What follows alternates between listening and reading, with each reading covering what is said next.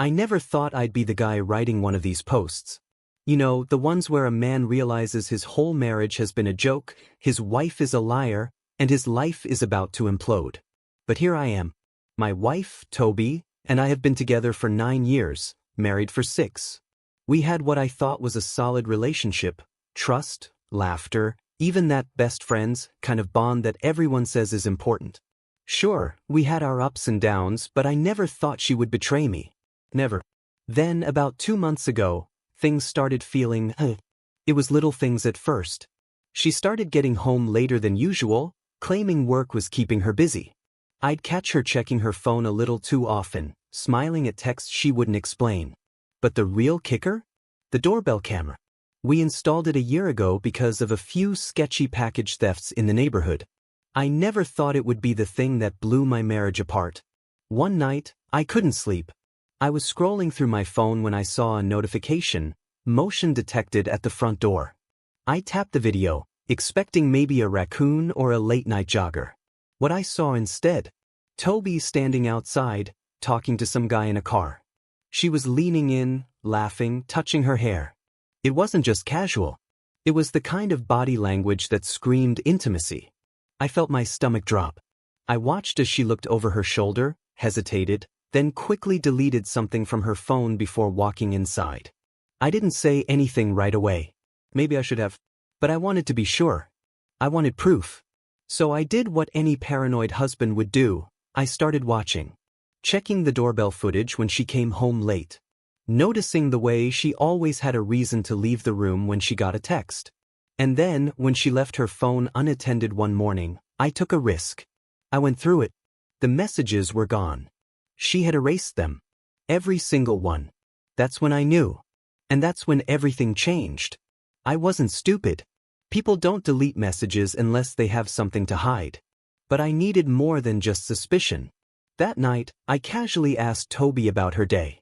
She gave me the usual vague answer about work being exhausting. I nodded along, pretending to believe her, but in my head, I was already making a plan. The next day, I installed a small hidden camera in our living room. Nothing fancy, just a little security cam I could check from my phone. I told myself it was to see if she acted suspicious when she thought I wasn't around. She did. That evening, while I was pretending to be focused on a movie, she got up and grabbed her phone. "I'm gonna take a shower," she said. That was normal. What wasn't normal was how she took her phone with her. Toby never used to do that. She'd leave it charging on the counter or just forget about it entirely. But now, that thing was glued to her hand like her life depended on it. The next few days I kept watching, waiting. And then I caught something. One night, around 10 p.m., she stepped outside. I was in our bedroom, but my phone buzzed with a motion alert from the front door. My heart pounded as I opened the app. There she was, standing on the porch. This time, she wasn't just talking to some guy in a car.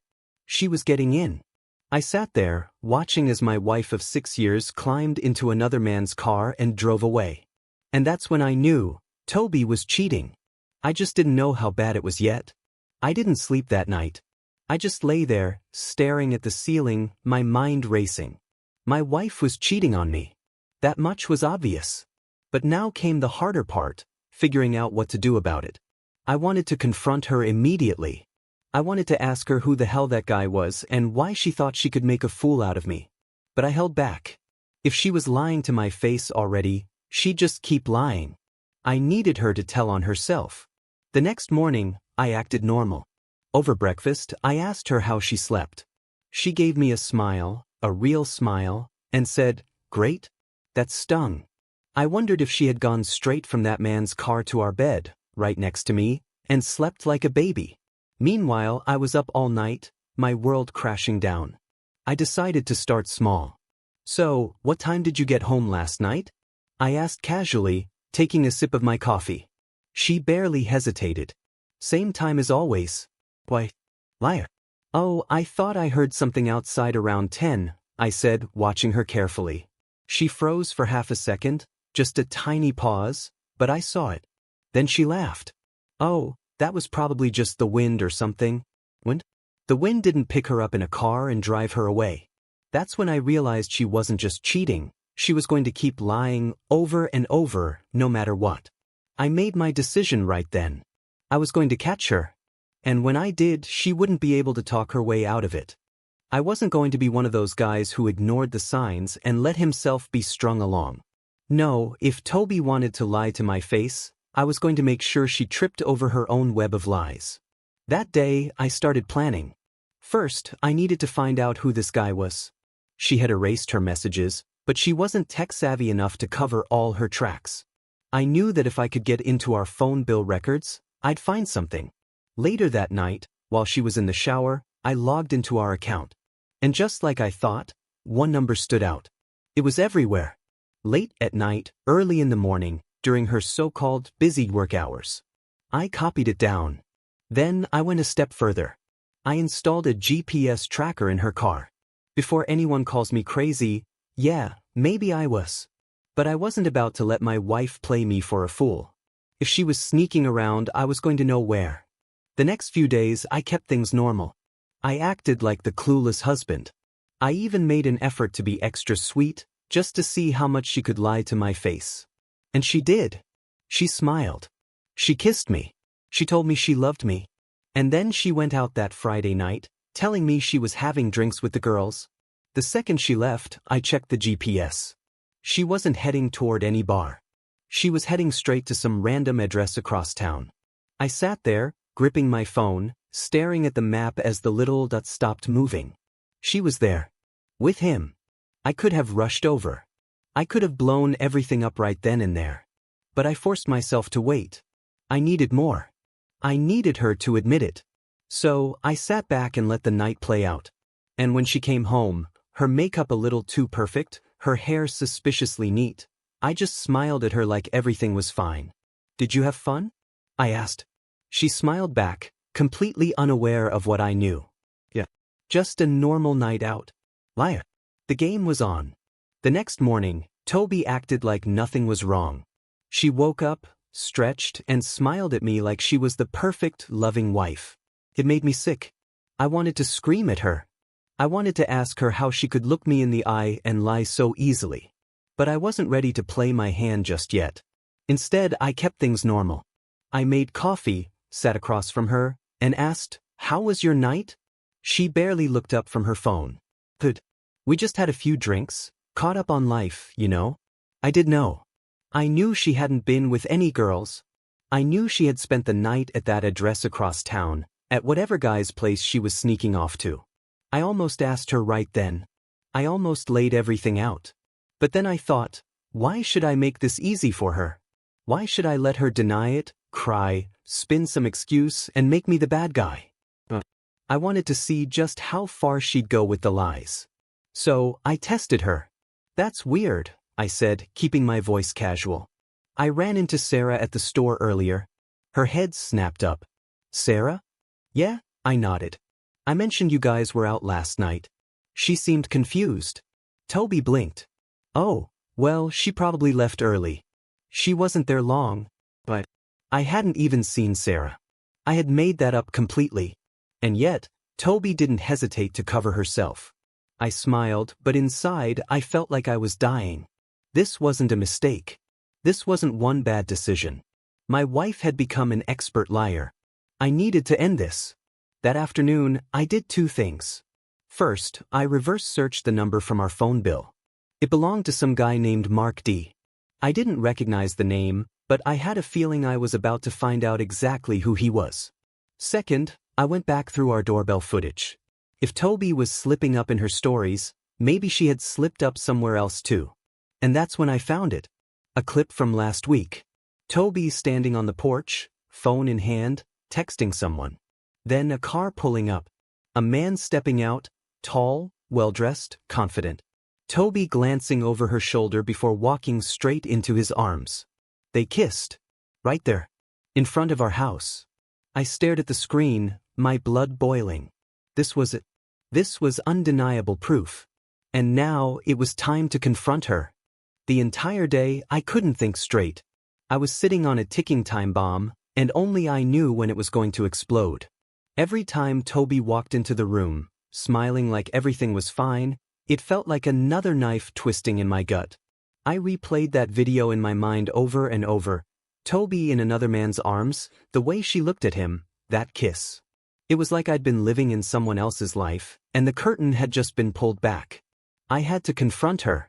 No more playing games, no more waiting. I couldn't stand the lies anymore. But I also knew that if I didn't do it right, she'd twist everything, make excuses, or worse, turn this whole thing around on me. That evening, when she got home from work, I tried to keep it together.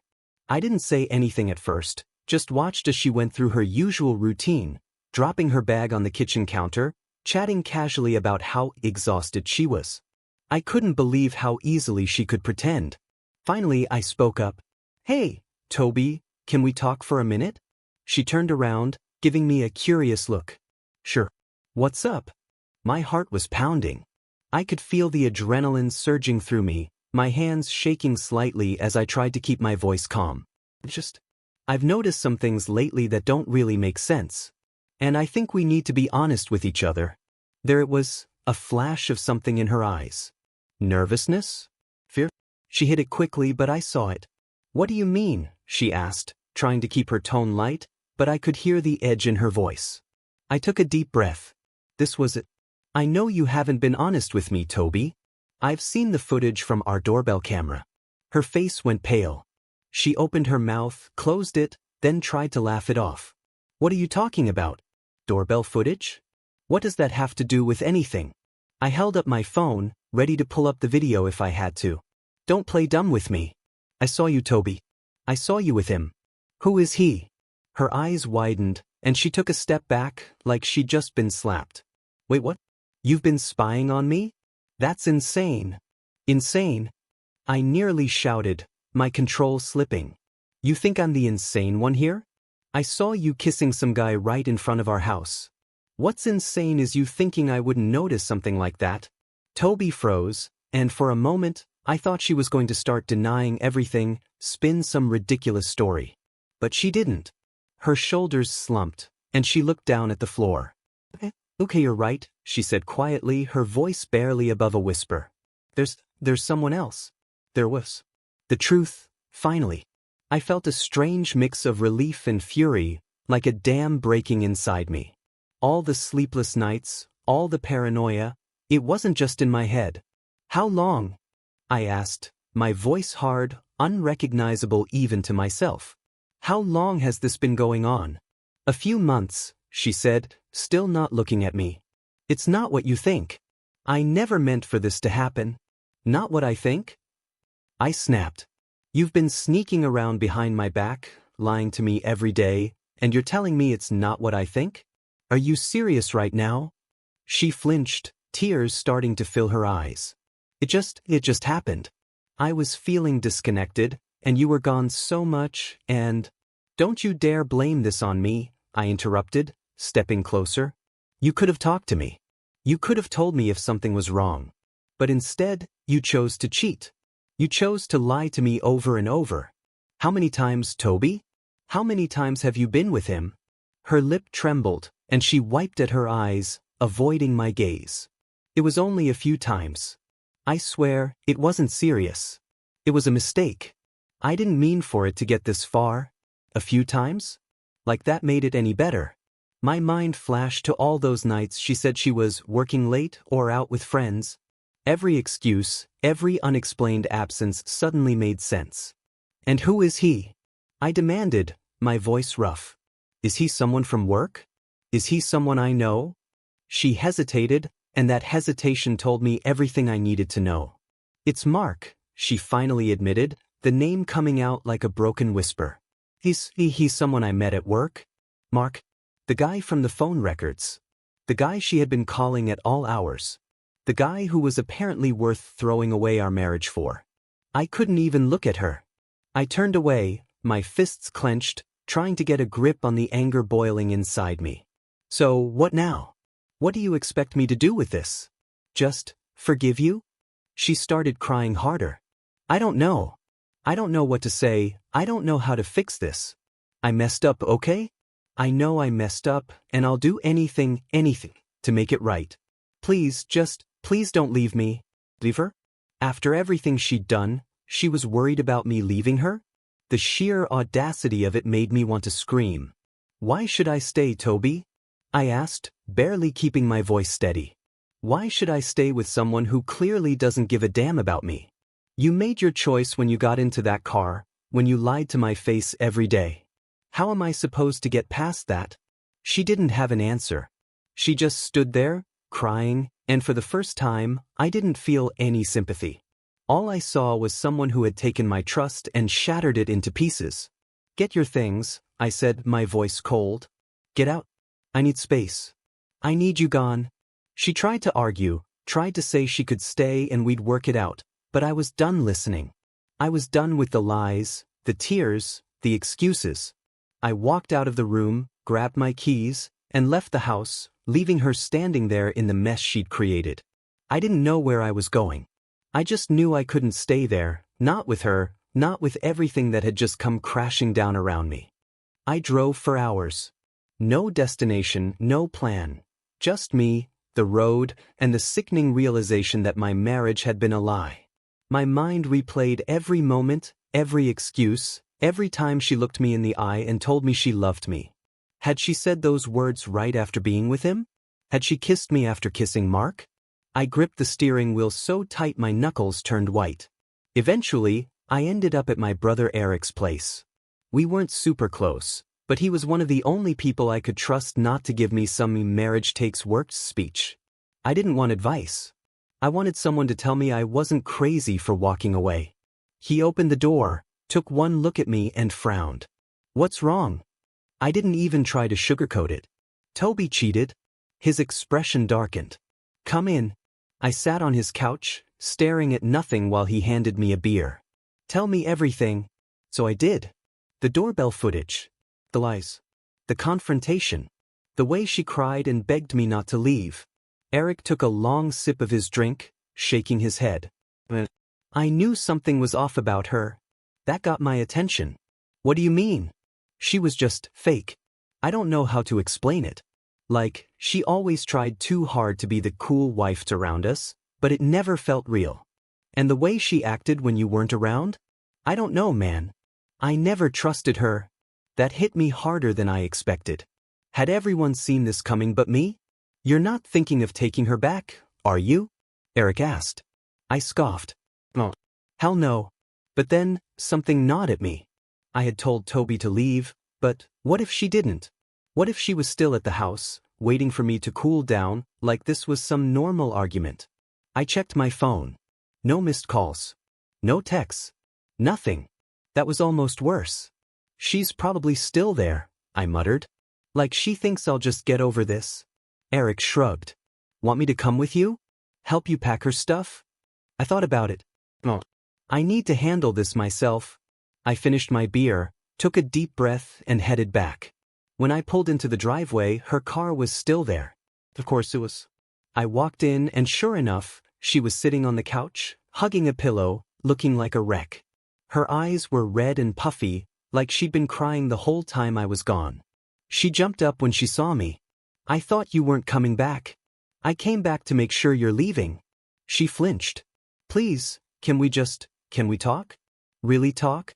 I folded my arms. "We did talk. I asked you who he was, how long this has been going on, and you lied until you couldn't anymore. What else is there to say?" She ran her hands through her hair, looking panicked. "I know I screwed up, but I love you, I swear.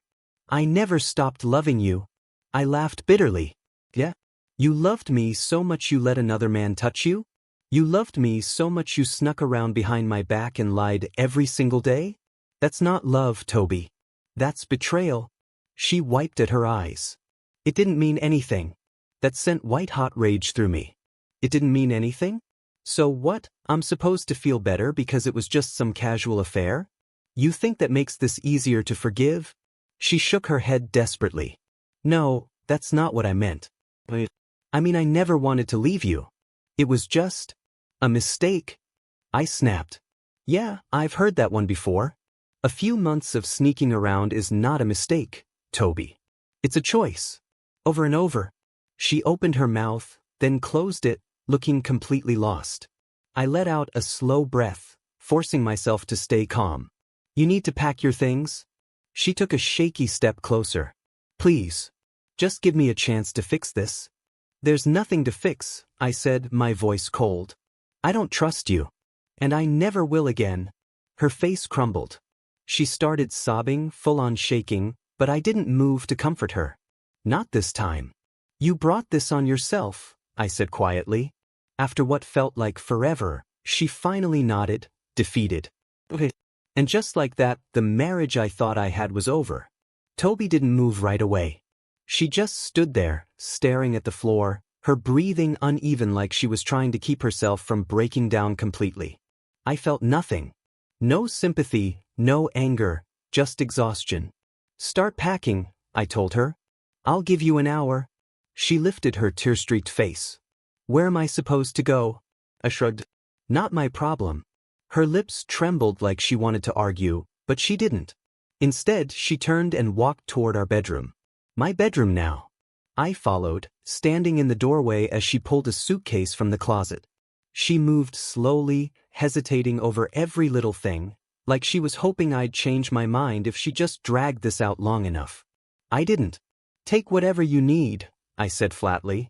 But don't take too long. She sniffled, folding clothes with shaking hands. You're being so cold. I let out a humorless laugh. What did you expect, Toby? You cheated on me. Lied to me. And now you're upset that I'm not holding your hand while you pack? Her shoulders shook, but I didn't care. Not anymore. She packed in silence for a while, except for the occasional shaky breath or sniffle. I leaned against the doorframe, arms crossed, waiting. Then she stopped. Turned to face me, eyes desperate. What if I sign everything over to you? She blurted out. The house. No fight, no lawyers. Just please don't do this. I stared at her, barely believing what I was hearing. You think this is about money? She quickly shook her head. No, I don't want to lose you. I'll do anything. Just don't let this end like this. I almost laughed. She was finally willing to sacrifice everything, but only after she got caught. That's not how this works, Toby. She stepped closer. But I held up a hand. Oh. We are done. You made your choice. Now you have to live with it? Her face crumbled. She looked completely lost, like she couldn't believe this was actually happening. But it was. And then the real Toby came out. Her sadness shifted to frustration. So that's it, she snapped. 6 years of marriage, 9 years together, and you're just throwing it away? I narrowed my eyes. I'm throwing it away? I let out a bitter laugh. You threw it away the second you climbed into another man's car. She looked like she wanted to fight, like she was searching for something, anything, to make me doubt myself. But I was done. She finished packing, slamming her suitcase shut. I hope you regret this, she muttered. I didn't even flinch. I won't. She grabbed her bag and pushed past me. I followed her to the door, watching as she hesitated one last time. Is this really it? She asked, voice barely above a whisper. Yeah, I said. It is. Tears slipped down her face, but I didn't move. She waited, like she was hoping I'd soften, tell her we could work through this. I didn't. She finally sighed, wiped her eyes, and stepped outside. I didn't say goodbye. I didn't watch her drive away. I just shut the door, locked it, and for the first time in months, I took a deep breath. I was free. The silence in the house was deafening. For years, I had gotten used to the sound of Toby moving around, her humming in the kitchen, the clinking of her coffee mug, the way she'd always forget where she put her keys and spend 10 minutes searching for them every morning. But nothing. I stood in the living room, staring at the empty space where her shoes used to be by the door. It felt surreal. Like she had never actually lived here. Like the past 9 years had been some weird, drawn-out fever dream that I had finally woken up from. I should have felt relieved. Instead, all I felt was drained. I sat down on the couch, rubbing my temples. My phone buzzed in my pocket. I ignored it. I knew who it was. Toby had already texted me twice since she left. The first message came about 20 minutes after she drove off. Toby, I know you hate me right now. I deserve it. But I don't know how to be without you. The second came an hour later. Toby, I miss you already. Please, can we just talk? I didn't respond. I had nothing left to say. Instead, I did something I had been avoiding. I checked her social media. Her Facebook? Private. Her Instagram? She had deleted almost all of our pictures together, except for one from years ago, our trip to the mountains. The caption was gone. Just a single broken heart emoji underneath. I should have put my phone down. I should have left it alone. But then I did something even dumber. I searched Mark D. And there he was. His profile was public. A picture of him standing next to a brand new car, one of those flashy sports cars that screamed midlife crisis, posted just a week ago. The comments were full of people hyping him up. Nice ride, bro. That's a beauty. You deserve it, man. And then, at the bottom, a comment from Toby. You really do. Red heart. My stomach turned. So that was it. She had moved on already? Not even a full day had passed, and she was out here complimenting his life like nothing had happened? Like she hadn't just destroyed ours? I clenched my jaw, breathing slowly through my nose. I knew I shouldn't care. I knew I should put the phone down and focus on myself. But at that moment, all I wanted was to make her hurt the way she had hurt me. I sat there, staring at that stupid heart emoji, my blood boiling. It hadn't even been a full day. Less than 24 hours ago, Toby had been standing in our house, sobbing, begging me not to leave her, saying she'd do anything to fix things. And now? She was out here hyping up the guy she threw everything away for? It was like she had flipped a switch. Like none of it, our life, our history, had meant anything. I wanted to scream. I wanted to break something. Instead, I did the next best thing. I screenshotted the post. Then, for the first time all night, I texted Toby back. Me? Guess you're not that broken up about this after all. It didn't take long for her to respond. Toby, what are you talking about? I sent her the screenshot. 3 dots appeared immediately. Then they disappeared. Then they came back. Toby, are you seriously stalking my social media? I almost laughed. That's what she was worried about? Not the fact that she had been caught thirsting after her affair partner, but that I had seen it? Me, are you seriously flirting with the guy who wrecked our marriage? She took longer to reply this time. Toby, it's not like that. I shook my head. Of course, she was still lying. She couldn't stop lying. Me, just be honest for once in your life. You're with him, aren't you? More dots. Then finally, Toby, no. I mean, not really. I don't know. I don't want to be alone right now. I read that message over and over, my stomach twisting. She couldn't be alone. That was it. It wasn't about me. It wasn't about regret or love or fixing things. It was about her. Toby needed someone to keep her from feeling like garbage, and since I wasn't playing along, she had Mark. That's when it clicked. She never cared about fixing us. She just didn't want to deal with the consequences of what she had done. I exhaled slowly, feeling the anger turn into something else, clarity. I wasn't dealing with a heartbroken, remorseful wife. I was dealing with someone who just didn't want to be alone. And the second she found a replacement, she'd move on without a second thought. If she wanted to move on, I'd make damn sure she did. Me, glad to know I was so easy to replace. Lose my number, Toby. And with that, I blocked her. I sat back, staring at the ceiling, my heart still pounding. I should have felt worse. I should have been devastated. But for the first time since this whole nightmare started, I felt free. Blocking Toby should have felt like the end of it. Like slamming the final door shut on the worst chapter of my life. But the thing about betrayal? It doesn't just disappear overnight. I tried to distract myself. Threw myself into work. Went to the gym. Met up with friends I hadn't seen in months. But no matter what I did, there was always that nagging thought in the back of my head. How could she move on so fast? Turns out, I didn't have to wonder for long. 2 days after I blocked her, my buddy Sam sent me a text. Sam, I don't know if you want to see this, but I figured you should know. Attached was a blurry photo, taken from across a restaurant patio. Toby, sitting across from Mark. They weren't just having dinner. She was leaning in, smiling, touching his arm. Looking at him the way she used to look at me. I clenched my jaw, my hands gripping the phone so tightly I thought I'd break it. It was one thing to know she had moved on. It was another to see it, Me? Where is this? Sam, that new place downtown. Looks like a date. A date? A damn date. Toby had spent 6 years of her life with me.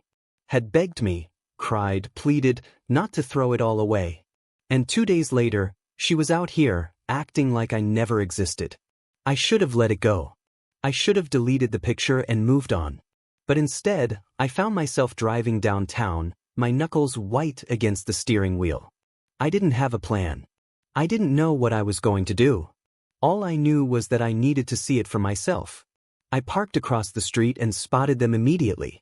Toby looked happy, relaxed, laughing at something Mark had said. Meanwhile, I was standing there, feeling like the biggest idiot in the world. I had spent days, months, really agonizing over what went wrong, questioning every moment, every conversation, every little sign I had missed. And here she was, moving on like it was nothing. Like I was nothing. That's when it hit me. She wasn't worth it. None of this, none of it, was worth my time, my anger, my pain. So, instead of storming over there, instead of making a scene, I did something better. I walked into the bar next door, ordered a drink, and made a promise to myself. This was the last time I was ever going to let her control my emotions. I wasn't going to be the guy who stalked his ex. I wasn't going to be the guy who wasted another second thinking about someone who clearly didn't think about me. Toby had made her choice. And now, I was making mine. I sat at the bar, staring at the amber liquid in my glass, letting the weight of it all sink in. Toby had moved on. I knew that. I had accepted that. But seeing it? Watching her laugh, lean into him, touch his arm like she had once touched mine? It was a whole different kind of gut punch. I could have confronted her. Walked right over to their table, made a scene, ruined their perfect little date. But what would that do? Show her I still cared? Prove to her that she had won? That wasn't happening. I took a slow sip of my drink, letting the burn ground me. Then, out of nowhere, a voice pulled me from my thoughts. You okay there, or are you trying to set that drink on fire with your brain? I turned to see a woman sitting a few stools away, raising an eyebrow at me. She was cute, dark eyes, sharp features, the kind of confident smirk that told me she didn't take crap from anyone. I almost ignored her. But then I realized something. Toby was out there living her life. Not grieving. Not wallowing. Why the hell should I? So, I shrugged and gave her a half smile. Rough week. She clinked her glass against mine. Joined the club. We talked. Nothing serious, nothing deep. Just casual conversation, what we did for work, our favorite movies, the best place in town for late-night tacos. And for the first time in weeks, I felt normal. Not like some heartbroken idiot drowning in betrayal. Not like a man picking apart every moment of his failed marriage. An hour passed. Then another. At one point, my phone buzzed in my pocket. I glanced down. Unknown number, I miss you. Please, just talk to me. I didn't even hesitate. I blocked the number. Then I looked up at the woman sitting across from me and smiled. So, you ever tried those famous tacos, or are we about to check them out? She grinned. Lead the way. And just like that, for the first time in a long time, I took a step forward. The tacos were good. Better than I expected, actually. Or maybe it was just the fact that I wasn't drowning in anger for the first time in weeks. Her name was Lena. She was sharp, funny, and didn't ask too many personal questions, which, for that night, was exactly what I needed. She had been through a bad breakup herself a few months back, so we had an unspoken understanding. No baggage talk, just good food and easy conversation. For a few hours, I almost forgot about Toby. Almost. But ghosts don't leave that easily. It was late when I finally got home. I unlocked the door, stepped inside, and immediately felt it, the emptiness. No TV buzzing in the background, no faint sound of Toby humming some song she heard on the radio. Just silence. And then a memory hit me. Toby and I, sitting right there on the couch, laughing over some dumb movie. Her curled up against me, her fingers tracing patterns on my arm. The way she'd always steal my blanket and pretend it was her blanket, even though we both knew it wasn't. For the first time since I kicked her out, I didn't feel anger. I just felt tired. I sat down, running a hand over my face. I didn't regret anything. Kicking her out was the right move. Blocking her? Even better.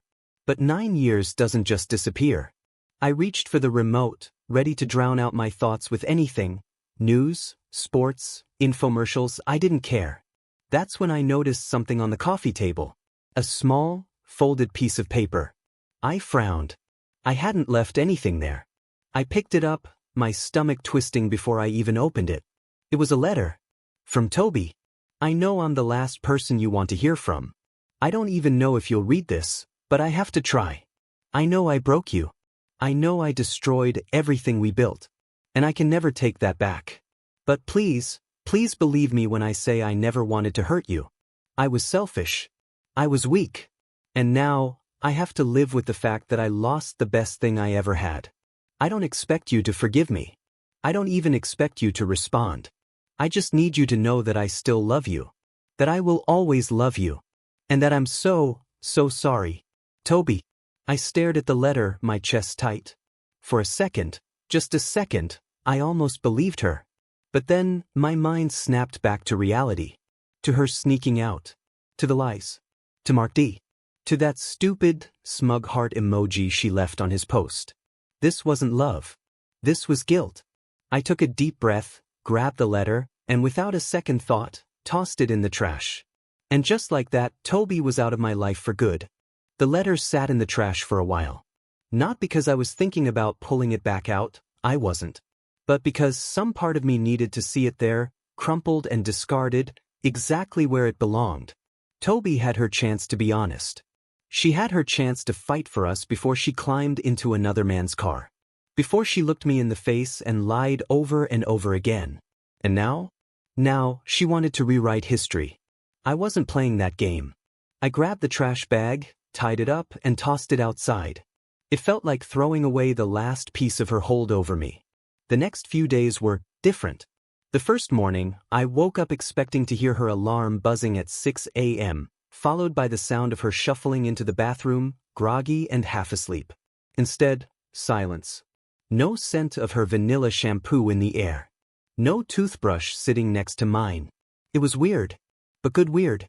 I had my space back. My life back. And I wasn't wasting it. I went to the gym. Spent time with people I had been avoiding. Even went back to an old hobby, playing guitar, something I had barely touched in years because life had just gotten in the way. And then there was Lena. We kept things light, casual texts, meeting up for drinks, nothing serious. But even that was enough to remind me that there was life beyond Toby. For the first time in a long time, I was living for me. And it felt damn good. Then one night, it happened. I was lying in bed, scrolling mindlessly on my phone, when a random number popped up. I knew who it was before I even opened the message. Unknown number, I saw your car at the bar with her. You've already replaced me? I sighed. Deleted the message. Blocked the number. Toby could play the victim all she wanted. She could cry, send letters, watch my life from a distance like she still had a right to be part of it. But she didn't. I wasn't her safety net. I wasn't her second option. She had made her choice. And for the first time since this nightmare started, I was making mine. I didn't think about Toby much after that last message. Not because I forced myself to forget her. Not because I tried to bury the memories. But because, for the first time in a long time, I just didn't care anymore. She was a part of my past. A lesson learned. Nothing more. A few weeks passed. My life kept moving forward. I got back into my routine. Work, gym, spending time with friends, things that were about me, not us. Lena and I kept talking, but I was careful. I wasn't looking to jump into anything serious. I didn't want to be that guy, the one who used someone else to fill the empty space. But damn, she made it easy to forget. She was different from Toby in every way. She didn't play games, didn't overanalyze every little thing. When we talked, she actually listened. When we laughed, it felt real. And for the first time in years, I wasn't walking on eggshells in my own life. Then one night I got a text from an old mutual friend.